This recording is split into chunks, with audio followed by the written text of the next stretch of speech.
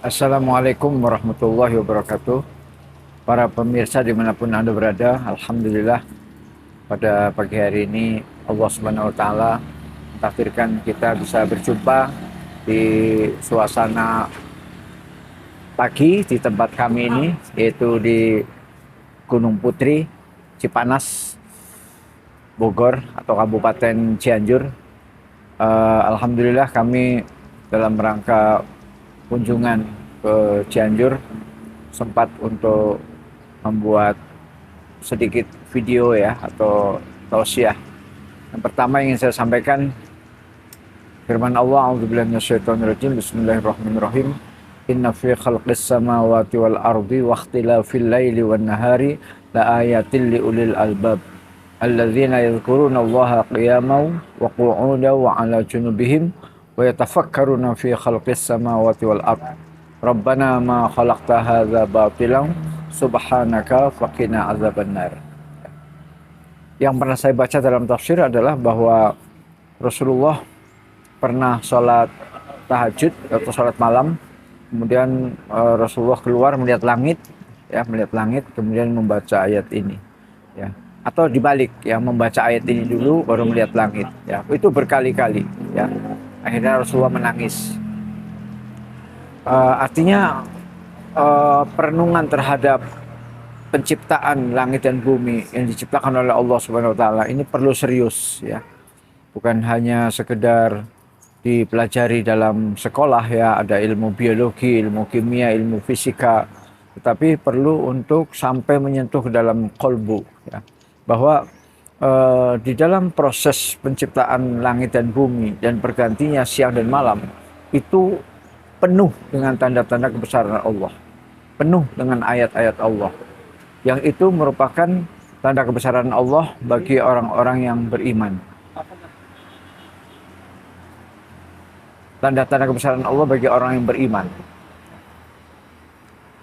Dan orang-orang yang beriman yang sudah merasakan kebesaran Allah, betapa agungnya dan betapa sempurnanya Allah menciptakan alam semesta ini, mulai dari alam yang makrokosmos, yang besar, ya, langit dengan seluruh isinya, dengan galaksi yang berisi bermiliar-miliar bintang. Dan di sana ada tata surya, ada matahari, ada bulan, ada bumi, ada planet-planet, sangat sempurna sekali, tidak pernah bertabrakan satu sama lain, ya. Sampai mikrokosmos, alam yang kecil sekali, yaitu adanya atom, adanya proton, neutron, elektron, ya. Kemudian kalau dalam biologi itu ada yang namanya molekuler, ya, ada DNA, ada RNA yang bisa dibuat oleh Allah Subhanahu Wa Taala mengatur seluruh bentuk-bentuk kehidupan. Ada gen yang mengatur bentuk mata, bentuk telinga, bentuk hidung, dan lain-lain. Itu semuanya adalah harus membuat kita terasa akan kebesaran Allah Subhanahu Wa Taala. Sehingga orang-orang yang beriman itu adalah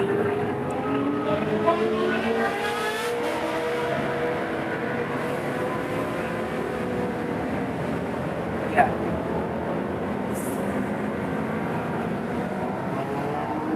ya, kebetulan ini bersamaan dengan lewatnya anak-anak muda yang membawa motor dengan knalpot yang full, jadi mungkin bisa dimaklumi, ya, memang sudah zamannya zaman knalpot, ya.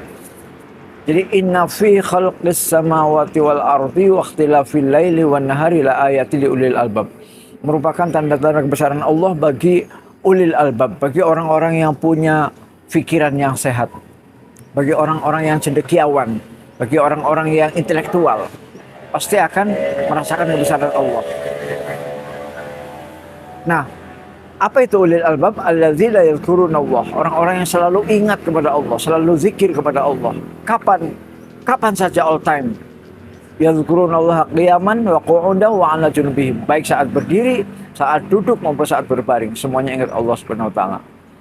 Nah, dengan dia mengingat Allah, baik dalam bentuk sholat, baik dalam bentuk zikir, baik dalam bentuk istighfar, dalam bentuk tasbih, tahmid, tahlil, kemudian akan menimbulkan sebuah kesimpulan, Rabbana ma khalaqta hadza batila.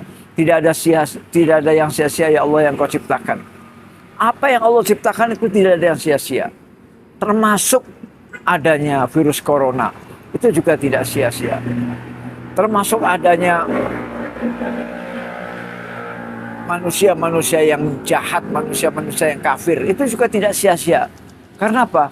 Karena dengan adanya setan, dengan adanya manusia jahat, dengan adanya manusia kafir, maka itu merupakan ladang dakwah bagi orang-orang yang beriman. Jika orang yang beriman itu punya lahan, punya ladang dakwah, bagaimana memikirkan agar mereka bisa sadar, bisa taubat, kemudian bisa beriman kepada Allah Subhanahu wa taala, bisa beriman kepada Rasulullah, bisa beriman kepada Al-Qur'an, dan akhirnya nanti bisa masuk surga, ya. Ini merupakan ladang. Makanya tidak ada yang sia-sia. Orang yang beriman itu tidak ada yang mencela, mengeluh, ya, memaki, tidak ada, ya. Tapi mensyukuri apa yang sudah Allah ciptakan, kemudian kita berusaha untuk membuat kita bahagia karena kita memiliki ladang dakwah, untuk menyadarkan mereka, untuk mengingatkan mereka akan kebesaran Allah Subhanahu wa taala. Demikianlah yang bisa saya sampaikan, mudah-mudahan kita bisa mengambil ibrah. Wabillahi taufiq wal hidayah. Assalamualaikum warahmatullahi wabarakatuh.